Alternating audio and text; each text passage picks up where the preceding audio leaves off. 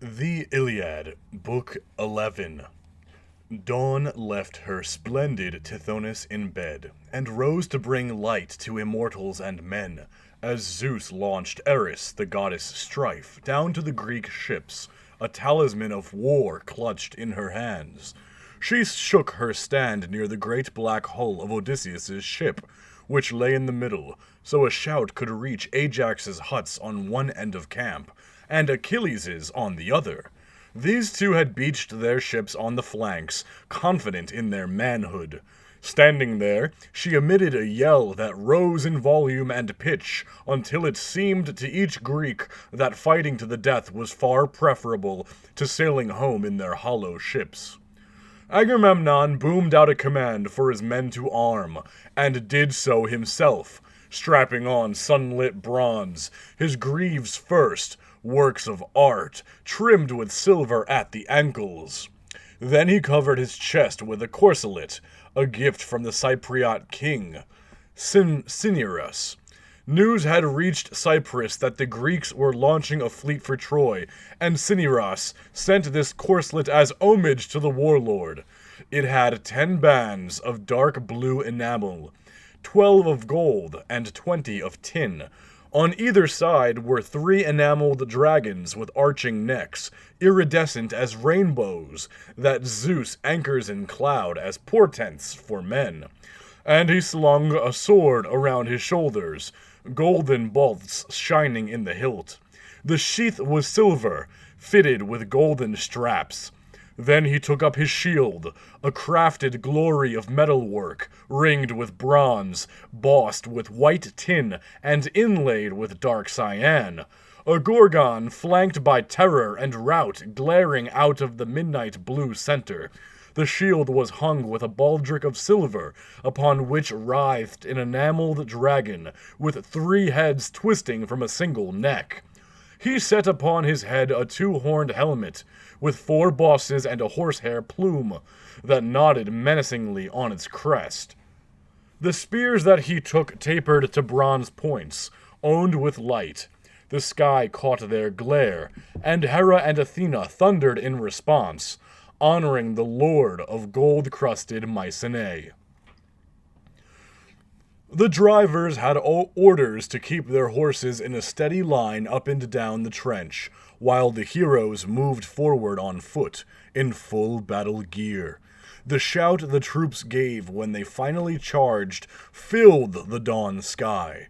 The charioteers let them have a long lead, and then closed the gap from behind. Thunder rolled up from the plain like black dust, and Zeus, soon to be pitching strong souls into Hades, rained drops of blood from the crystal air. Opposite them, the Trojans, on rising ground, gathered around their heroes, great Hector, Polydamas, Aeneas, and Antenor's 3 sons, Polybus, Agenor, and young Acamas, all of whom could have passed as immortal gods.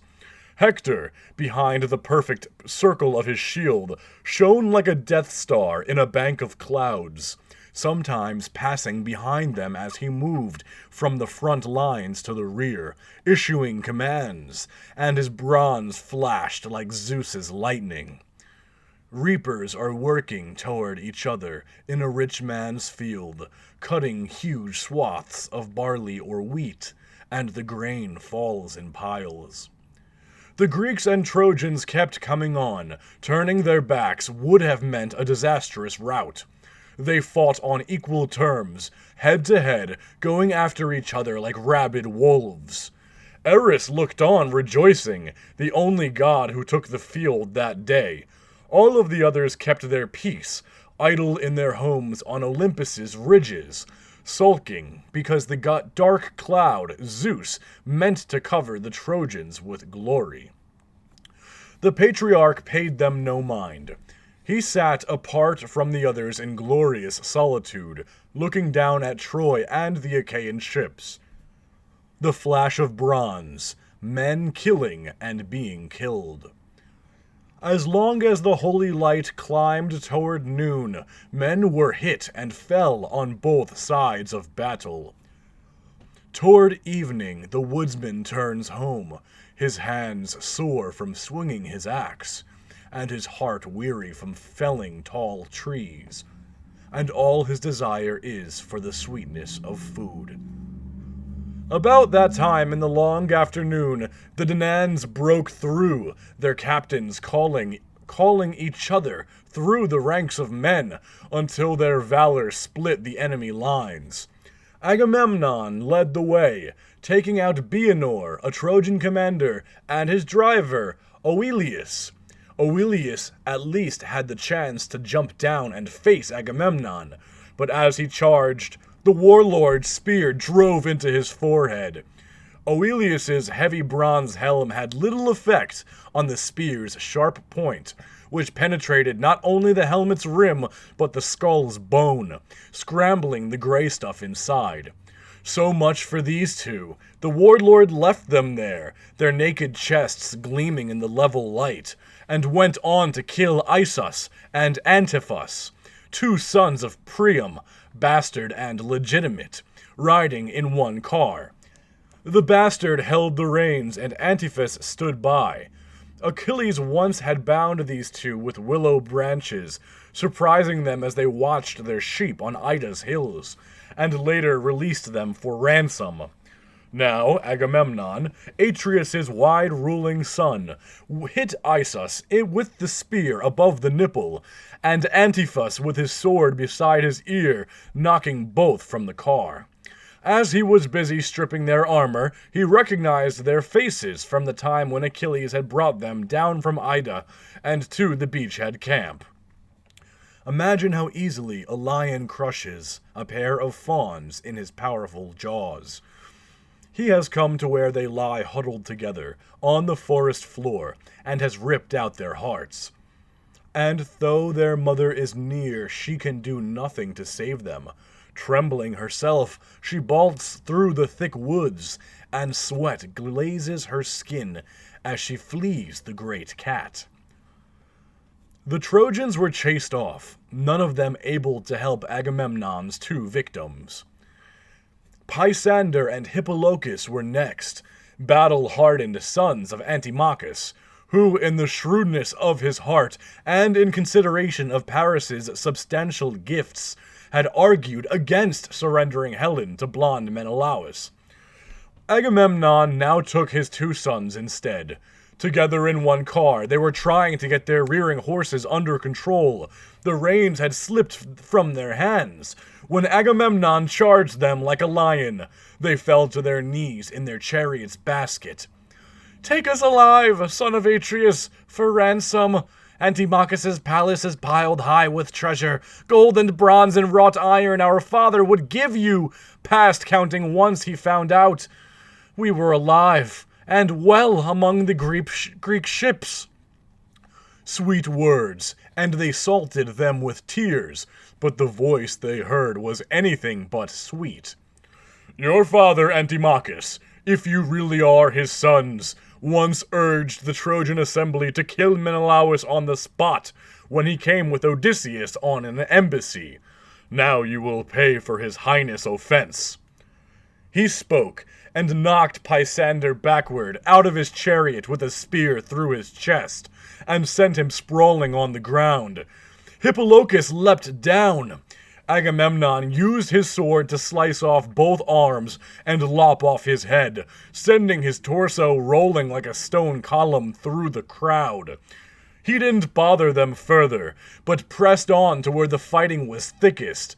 Greeks in their leg armor crowding in behind him, killing Trojans on foot, from chariots, dust rolling up from the plain like thunder, under the horses' hooves, and all the while in the blood-red bronze, Agamemnon killing, calling to his Greeks, the great warlord, like fire consuming dry manzanita, when the winds rise up, and the scrub forest is burned to its roots. The Trojans falling as they fled, and the horses arching their necks, rattled empty cars along the lanes of war, feeling the absence of their faultless masters, who lay sprawled on the ground, dearer now to vultures than to their wives. Zeus drew Hector out of the boiling dust, out of the blood, out of the noise and the slaughter, while Agamemnon pressed on, howling to his Greeks to follow him, past the ancient tomb of Ilus, over the middle of the plain, beyond the windy fig tree. They rushed toward the city, yearned for it, the son of Atreus calling them, calling, his hard hands spattered with gore. But when they came to the western gate and to the oak tree there, the two armies halted, waiting. There were still some Trojan stragglers being driven across the plain like cattle. In the dead of night a lion rushes a herd, scattering them all, though only one heifer will die. He crushes her neck first in his teeth, then greedily laps up all her soft insides. Agamemnon picked off the hindmost Trojans one by one, toppling them from their chariots, and was coming up to Ilion's steep wall, when the father of gods and men came down from heaven and onto Ida's peaks in one step, a thunderbolt in his hands, and sent gold-winged Iris off with a message. Go, swift Iris, and take word to Hector that as long as he sees Lord Agamemnon storming through the ranks and laying them low, he should hold back and order other troops to engage the enemy. But when at last Agamemnon is wounded by an arrow or spear and mounts his chariot, then will I loan Hector strength to kill and keep killing until he comes to the thwarted ships and the sun sets and darkness, sacred darkness, falls. Thus Zeus and Iris moved like rain, down from Ida's hills and to holy Ilion, seeking Hector, splendor of Priam's house, and found him standing in his chariot. Iris hovered nearby on windy feet. Hector, son of Priam, Father Zeus has sent me here with a message for you. As long as you see Lord Agamemnon storming through the ranks and laying them low, you should hold back and order other troops to engage the enemy. But when at last Agamemnon is wounded by an arrow or spear and mounts his chariot, then will Zeus loan you the strength to kill and keep killing until you come to the thwarted ships and the sun sets and darkness, sacred darkness, falls. Iris spoke and was gone, and Hector vaulted from his chariot with all his gear. Brandishing a pair of spears, he touted the troops, and worked them into a frenzy for battle. A ripple moved through their lines as they turned and faced the Greeks. Over against them, the Achaean forces stiffened their lines. The two armies were poised for battle. But one man, Agamemnon, charged forward first, determined to fight far in advance of all. And now, Muses, who reside on Olympus, tell me who came of all the Trojans and their famed allies to face Agamemnon. It was Iphidamus, one of Antenor's sons, a good man, tall, bred on Thracian farmland. His mother was Theano, and her father, Cisseus, raised the boy from infancy when he came of age. Cisseus gave him his own daughter in marriage to keep him there, but Iphidamus left her in the bridal chamber and went chasing after glory when he heard the Achaeans were coming. He sailed with 12 trim ships, left them at Percote, and came overland to Troy. Now he faced Agamemnon, son of Atreus. When they closed to within range of each other, Agamemnon cast and missed. Iphidamus stepped in and stabbed him just beneath the corselet, putting his weight behind the thrust, and trusting his strong wrist to drive the spear home, through the glittering belt. but the point bent like lead as soon as it hit the silver. The great warlord seized the spear's haft, and with a lion's ferocity pulled it toward him and out of Iphidamus's hands. A sword stroke to the neck made his body go slack, and Iphidamus fell in a sleep of bronze. The town hero, far from his wedded wife, who gave him no joy, though he gave much for her, 100 head of cattle, 1,000 sheep and goats, on promise from his countless herds. Agamemnon stripped his costly armor and paraded it through the Achaean troops.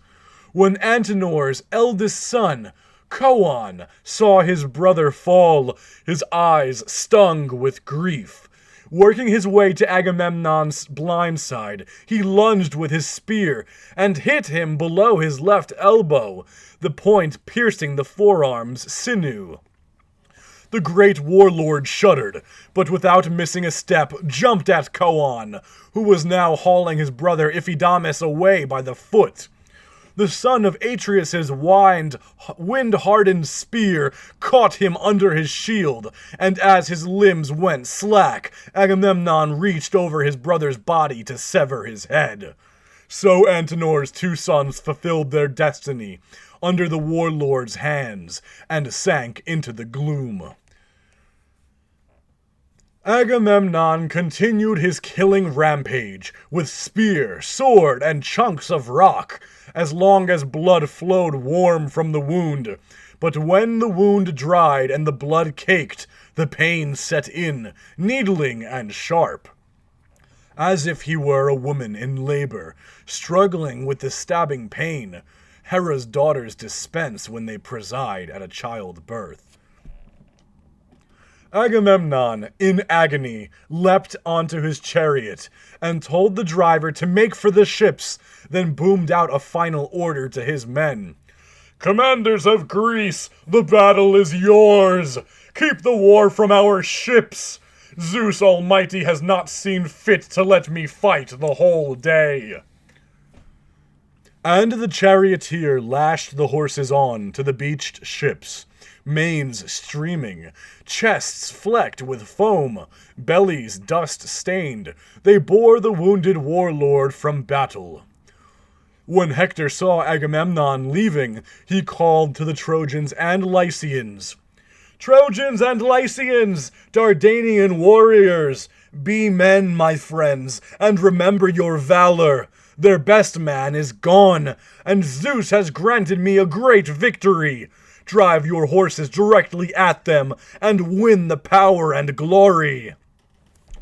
And he set them on the Greeks, the way a hunter sets his grinning dogs on a boar or a lion, leading the way himself.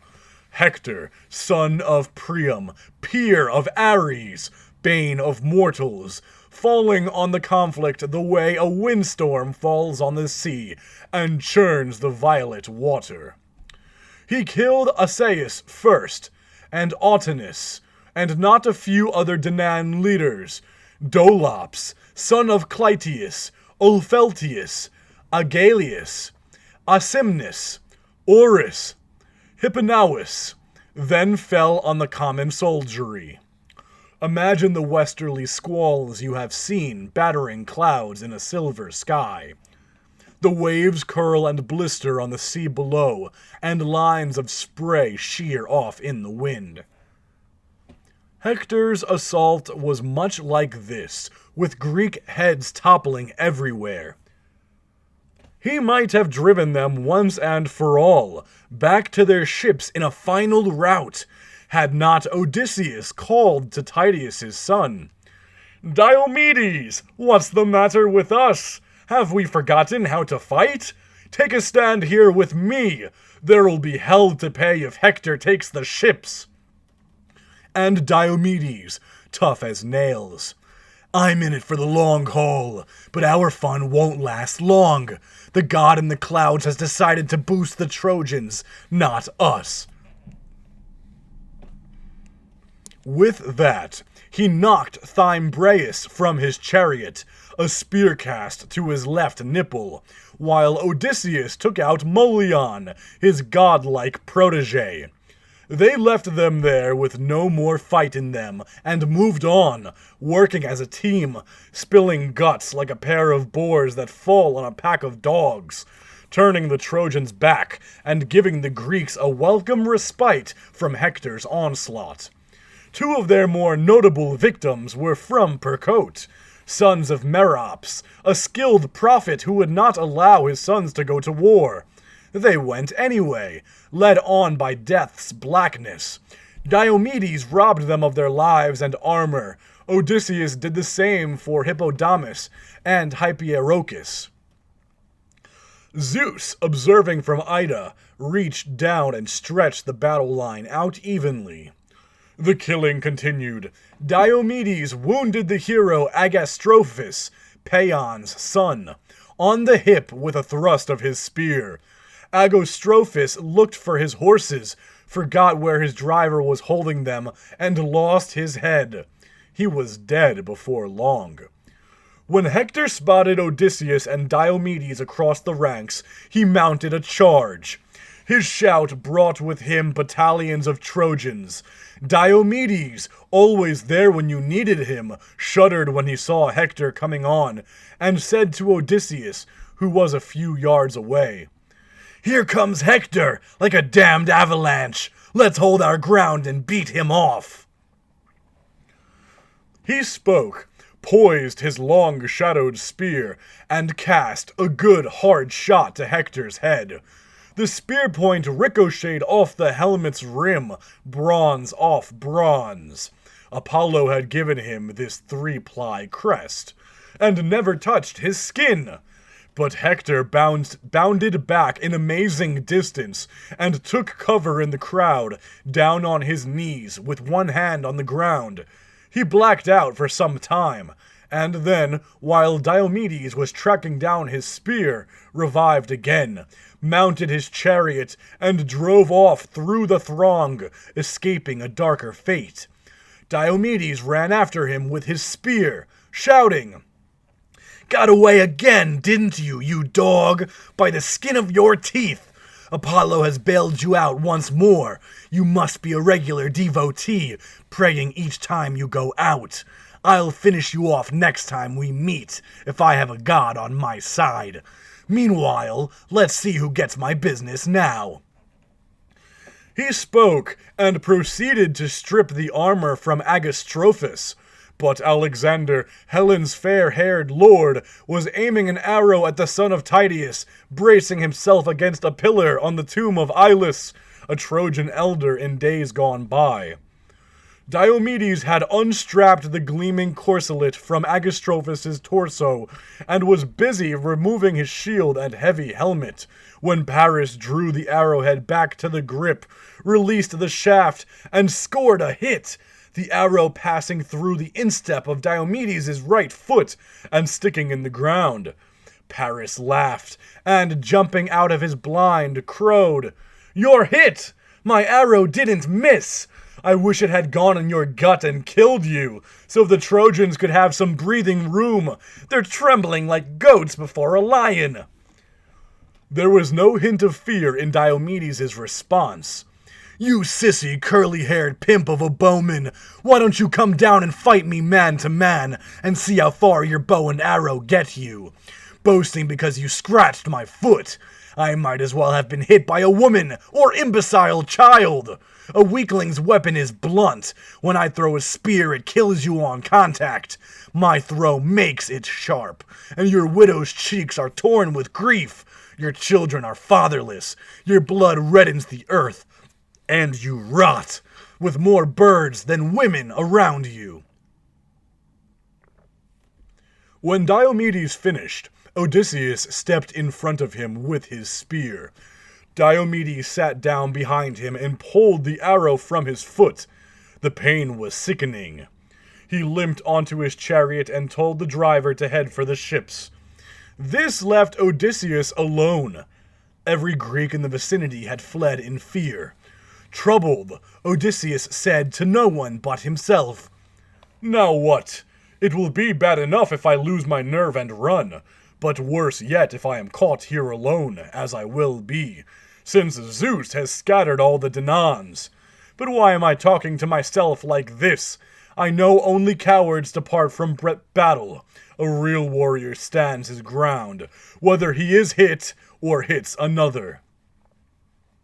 While he thought it over, the Trojans closed in, encircling their own peril. Dogs and hunters will go after a boar from all sides, and when he comes out of the deep brush, whetting his white tusks in his curving jaws, they charge at him, and although the sound of his gnashing tusks inspires sheer terror, they keep coming at him. So too around Odysseus, dear to Zeus, the Trojans rushed in. Odysseus sprang and hit Diopedes first, coming down with his sharp spear onto his shoulder. Thoon and Eunomus were no great trouble, and then he stabbed Chersidamus in his navel, under his shield, as he leapt from his chariot. Chersidamus fell and clawed at the dust. Paying these no mind, he put his spear through a man named Cherops, whose brother Socus now came up to help him. Socus was rich and well-born, a man the equal of a god. He put his face in Odysseus's and said, "So, this is Odysseus, who can't get enough of cunning and trouble. Today you will either boast you have killed Hippasus' 2 sons, or go down yourself under my spear."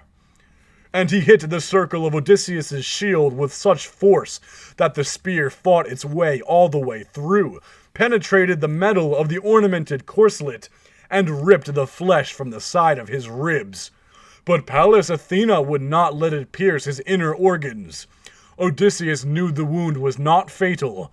He pulled back a step and said to Socus, "You're as good as dead, you sorry bastard. You may have put me out of commission, but this is the last day on earth for you. Flattened by my spear, you will give glory to me, and your life to Hades, famed for his horses." This was enough for Socus. He turned to run, but as he was turning, Odysseus rammed his spear between his shoulders and drove it all the way through to his chest. He fell with a thud, and Odysseus exulted. "Ah, Socus, death was too quick for you, and you couldn't dodge it. Your parents will not close your eyes on a bier. No, birds will eat your flesh raw, fanning their wings. But if I die, the Greeks will give me burial." So saying, he drew Socus' spear out of his flesh and from his bossed shield. Blood spurted out. The pain tore at his heart. The Trojans, watching, signaled each other and advanced in a body. Odysseus gave ground, shouting to his comrades still on the field. Menelaus heard each call and said to Ajax, "Telamonian Ajax, that is Odysseus shouting. The Trojans must have cut him off. We've got to get over and lend a hand, or the Trojans may overpower him. Think what his loss would mean to the Greeks." With that, he led the way through the turmoil, and Ajax, who was something more than human, followed. They found Odysseus beset by a crowd of Trojans. Yellow jackals in the mountains chase down an antlered stag wounded by a hunter's arrow. The stag has escaped the human and runs quickly, as long as the blood flows warm and his knees have spring. Eventually, the arrow defeats him, and the jackals tear him to pieces in the green shade. But then a mountain god brings a lion to raven them all, and the jackals scatter while the lion settles down to his meal. With Trojans all over him, Odysseus fell back on experience and instinct to keep himself alive, shooting his spear out whenever one of his assailants got too close. Then Ajax was there, planting himself with his wall of a shield, and the Trojans slunk off by ones and twos. Menelaus led Odysseus away, holding him by his hand, until his driver wheeled the chariot up. Then Ajax attacked, killing Doricles, one of Priam's bastard sons, and likewise Lysander, Piraeus, and Pylartes. A mountain stream swollen by winter rains empties onto level ground, sweeping along desiccated oaks and pines and other flotsam that it finally dumps into the spreading sea. So too Ajax in spate across the plain, killing horses as well as men. And Hector? As yet he knew nothing of all this. He was doing his fighting on the left flank, by the banks of the Scamander, where the fighting was thickest, that is to say, around Great Nestor and Idomeneus. It was there that Hector was engaged, using his chariot and spear to terrible effect on the Trojan lines. Even so, the Greeks would not have backed up had not Helen's fair-haired husband Paris stopped Machaon from his valorous exploits with a three-pronged arrow into his shoulder. The Greeks held their breath, terrified that the battle would turn and Machaon would be killed. Idomeneus called over to Nestor. "Nestor, son of Neleus, mount your chariot and take Machaon back to the ships. A medic is worth a battalion of men in pulling out arrows and dressing wounds." The old horseman did not need any urging. He mounted his chariot, and Machaon, Asclepius' son, and an inspired physician, got in beside him. At a touch of the lash, the horses stretched their necks toward the ships. Cebriones saw that on the other side of the plain the Trojans were en route, and he said to Hector, "While we dally with the Greeks over here on the battle's edge, there are Trojans beating a hasty retreat, men and horses, before Ajax, son of Telamon. I know him from that wide shield of his that stretches around his shoulders. Let's drive over there to where the real killing is going on." His lash whistled in the air, and the horses, their manes streaming, pulled the chariot at top speed over the corpses and shields, their hooves gouging the dead. The axle beneath and the chariot's rails above were spattered with blood kicked up by the horses and turning wheels. Hector yearned to penetrate the wall of Greek flesh and shatter it to bits. The battle noise rose, and a moment later Hector was everywhere, making lethal circles with his spear and sword, and massive stones, and avoiding only a single man, Telamonian Ajax. But Zeus, from his high vantage point, had decided it was time for Ajax to withdraw. As if in a trance, Ajax swung his 7-ply shield behind him, and with an anxious glance over his shoulder slunk away like a wild animal, turning around again and again in his slow retreat. Dogs and country folk sometimes drive a tawny lion away from a cattle pen. They watch the whole night through to stop him from sinking his teeth into the herd's fattest bull. But the ravenous beast advances anyway, only to be met with spears and firebrands, which he cannot face for all his hungry power. At dawn the lion departs in a sullen mood. So too Ajax, resenting every step he took back from the Trojans. He feared for the ships. A donkey is usually too strong for boys, who try to keep him out of a wheat field, and will wade right in although they break their sticks on his ribs. The boys keep beating him as he wastes the deep grain, but their childish strength can barely drive him out, even after he is full. The Trojans and their allies kept up the pressure, on Ajax, hitting his shield with their polished spears. Every now and again Ajax would remember who he was and turn on them, pushing back entire phalanxes of horse-taming Trojans. Then he would give ground, but even in retreat it was big Ajax who kept the enemy from the ships. Big Ajax who stood between the Trojans and the Greeks. collecting the spears that were thrown hard enough to reach his enormous shield. Many fell short, sticking in sand instead of the flesh they yearned for. Eurypylus, Euaemon's glorious son, saw the thicket of spears surrounding Ajax and moved over to help. His first throw hit Apicion, Phausius' son, in the liver. The man crumpled, and Eurypylus leapt upon him to unstrap his armor. But as he was doing so, Paris Alexander saw him and drew his bow. The arrow hit Eurypylus in the right thigh. The shaft broke off, but it was all he could do to drag his leg along as he made his way back to the Greek lines, shrinking from death. And then this shout rang in every Danaan ear. "Achaean captains, rally around Ajax and see to it that this day is not his last. He's under pressure from all sides and won't pull through without our help. Make a stand for great Ajax, son of Telamon."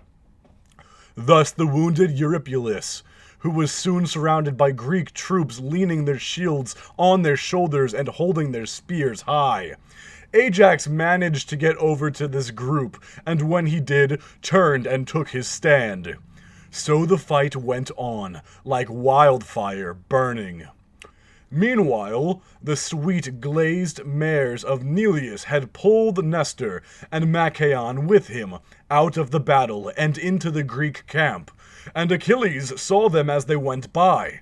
Achilles was standing on the stern of his ship, gazing out at the blood, sweat, and tears of the Greeks in rout. And the great runner called to his comrade Patroclus from the ship, and Patroclus heard him and came out of the hut, like the god Ares. This was the beginning of evil for Menoetius' strong son, who now asked, "Why have you called me, Achilles? What do you want?" And Achilles, the great runner, answered, "Son of Menoetius, my heart's companion, if I have it right, the Greeks will soon be groveling before me. They've reached their limit, but I want you to go now and ask Nestor whom he is bringing wounded from battle. From behind, it looked just like Machaon, son of Asclepius, but I didn't see his face. The horses went by at a pretty good clip." Patroclus did as his beloved friend asked, and sprinted through the camp. Nestor had just reached his hut, and was stepping down from the chariot with Machaon. His squire Eurymedon unhitched the old man's horses, and the two dried the sweat from their tunics by standing in the onshore breeze for a while. Then they went into the hut and sat on chairs, while Hexamete prepared a drink for them. This woman, who had long, beautiful hair, Nestor had taken out of Tenedos when Achilles sacked it. She was the daughter of a great man, Arsinous, and the Greeks had chosen her for Nestor, their best in council. She now drew up for them a polished table with blue enameled feet, and set on it a bronze basket, and next to it an onion grated for their drink, and pale green honey, and sacred barley meal. Then she set down a magnificent cup the old man had brought from home, studded with gold rivets. It had 4 handles, with a pair of golden doves pecking at each, and a double base with beneath. Anyone else would have strained to lift the cup from the table when full, but old Nestor raised it easily. Into this cup, Hexamete, beautiful as a goddess, poured Bramnian wine, grated goat cheese into it with a braised grater, and sprinkled white barley on top. She motioned for them to drink. They did so, and when they had slaked their parching thirst, they began to swap tales and were enjoying themselves, when Patroclus stood in the door, more like a god than a man. Seeing him, the old man jumped up from his gleaming chair, took him by the hand, led him inside, and asked him to sit down. Patroclus refused in no uncertain terms. "No thank you, venerable sir, no seat for me. I have too much respect for Achilles, who sent me, to ask you whom you have brought back wounded. but I see for myself it is Machaon, and I will bring this news back to Achilles now. You know, sir, what a hard man he is, quick to blame even the blameless." And Nestor, the horseman from Gerenia. "And why does Achilles feel any sorrow for wounded Greeks? He has no idea of the grief that has spread through the army. Our best men have been hit and are lying wounded in camp. Diomedes is out, and Odysseus, a good man with a spear. Even Agamemnon has taken a hit. Eurypylus, too, an arrow in his thigh. Machaon here I have just brought back with an arrow wound. But Achilles, for all his valor, has no feeling for us. Is he waiting until our ships go up in flames on the shore of the sea, in spite of our efforts, and we are all killed in a row? For my strength is not as it once was in my knotted limbs. Oh, to be young again, with my strength firm, as I was in the cattle wars with the Ilians, when I killed Itymoneus, the valiant son of Hypeorchus, a man of Elis, during the drive back, leading the charge in the fight for his cattle. He was hit by my spear and fell, and the country folk all fled in terror. The spoils we corralled from out of the plain, 50 herds of cattle and as many flocks of sheep, as many droves of pigs, as many herds of goats, and 150 chestnut horses, all mares, many with foals underneath. We drove them all into Pylos by night, up to the citadel, and Neleus was glad I had done so well, going to war as a boy. At the crack of dawn the heralds invited anyone who was owed a debt in Elis to step forth. So the Pylians assembled and divided the spoils. Most claimed debts, since we in Pylos were few and hard-pressed. For Heracles had come in recent years and brought us grief, killing our best. I was one of the 12 sons of Neleus, and I alone was left. The others had perished. Emboldened at this, the Achaeans in Elis campaigned against us with reckless violence. Well, old Neleus chose a herd of cattle and a great flock of 300 sheep, herdsmen and all, for he was owed a great debt in Elis, 4 champion horses, a chariot team that had gone to the games to race for a tripod, but which King Agamemnon had kept, sending the forlorn driver back. Old Neleus was angry because of this and took high compensation. The rest he gave for his folk to divide into equal shares.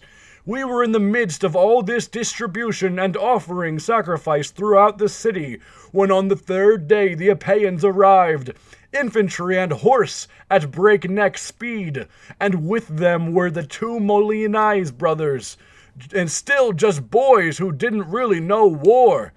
Now there is a town, Thryoesa, a steep hill way down the Alpheus, Pylos' last outpost. There they encamped, with a mind to destroy it. When they were through the plain, Pallas Athena sped down to us from Olympus by night and told us to arm. The army she assembled from all Pylos was more than eager, but Neleus would not allow me to arm, and hid my horses, for he did not think I understood warfare. Even so, on foot I distinguished myself among our horsemen, as Athena would have it. There is a river, Mycenaean, that hits the sea close to Arene. There we waited for dawn, the Pylian horsemen and all the tribes on foot. We marched out on the double with all our gear, and at midday reached Alpheus' sacred stream.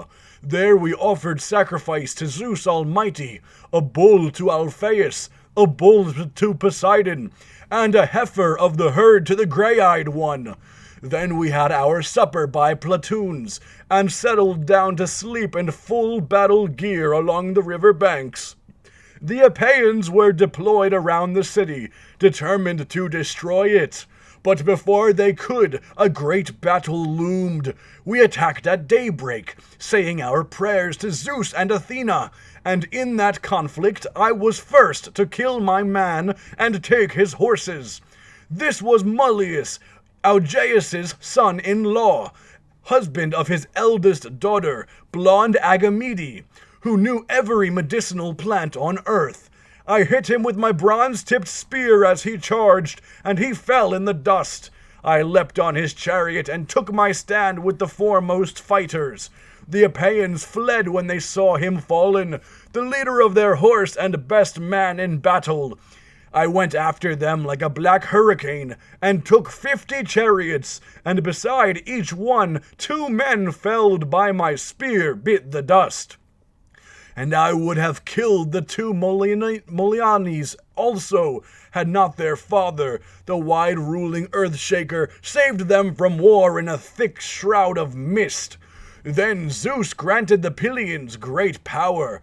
We followed in pursuit across the broad plain, killing men and culling their fine battle gear, driving all the way to Buprasium's wheat fields, and the rock of Olin, and the hill that is called Elysium, where Athena again turned back the foe. Then I killed the last man and left him. Our men drove their horses from Buprasium to Pylos, praising Zeus among gods, and among men Nestor. That is the sort of man I was. But Achilles? His valor is for himself alone, and yet I think he will sorely lament the army's destruction. Ah, yes, my young friend, Menoetius, on the day he sent you forth from Phthia to join Agamemnon, laid a charge on you, mustering the army throughout Achaea. We had come to the well-built house of Peleus, and we found the hero Menoetius inside with you and Achilles. The old horseman Peleus was burning a bull's fat thigh bones to Zeus out in the courtyard. He held a golden cup and poured flaming wine as the sacrifice blazed. You two were busy with the flesh of the bull when we appeared in the doorway. Achilles jumped up in astonishment, took us by the hand, and led us inside. He had us sit down, then set before us all that guests should have. When we had our fill of food and drink, I began to speak, urging that you come with us. You were both right eager, and your fathers laid on you both many commands. Old Peleus told Achilles to be preeminent always, but to you Menoetius gave this command: My son Achilles is higher born than you, but you are older, though he is much stronger. Advise him, speak to him wisely, direct him, and he will be better off for obeying. Thus spoke the old man, but you have forgotten. Still, you should speak to Achilles. It is not too late, and he just might listen. Who knows but that with the help of some god you might rouse his spirit? You are his friend, and it is good for friends to persuade each other. If some oracle or a secret his mother has learned from Zeus is holding him back, let him send you out. Let you lead a troop of Myrmidons and light the way for our army. If you wear his armor, and the Trojans think you are he, they will back off and give the Greeks some breathing space, what little there is in war. Our rested men will turn them with a shout, and push them back from our ships to Troy.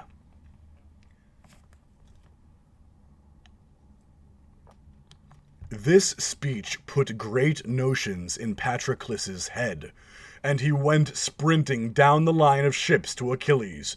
But when he reached Odysseus's hulls, where the assembly grounds and altars stood, he ran into Eurypylus, limping in from battle, with an arrow in his thigh.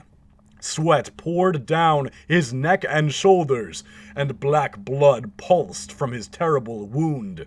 But his spirit was strong. When Patroclus saw him, he cried out in dismay, "Ah, you Greek heroes! You were all destined to die far from home and glut Trojan dogs with your fat white fat.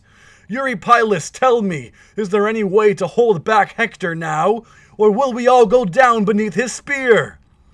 And the wounded Eurypylus, "We'll all be piling into our black ships soon.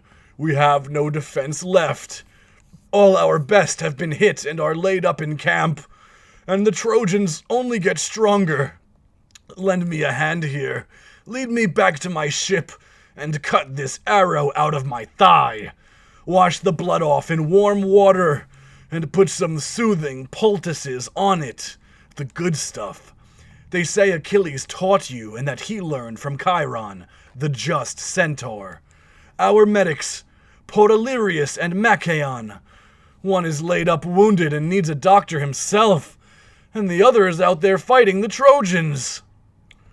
Menoetius' valiant son answered, What are we going to do, Eurypylus? I am on my way to Achilles now with a message from Lord Nestor, but you're hurting, and I won't let you down. He put his arm around Eurypylus' chest and helped him to his hut. His attendant, when he saw them, spread hides on the floor. Patroclus had him lie down, and with a knife cut from his thigh the barbed arrow.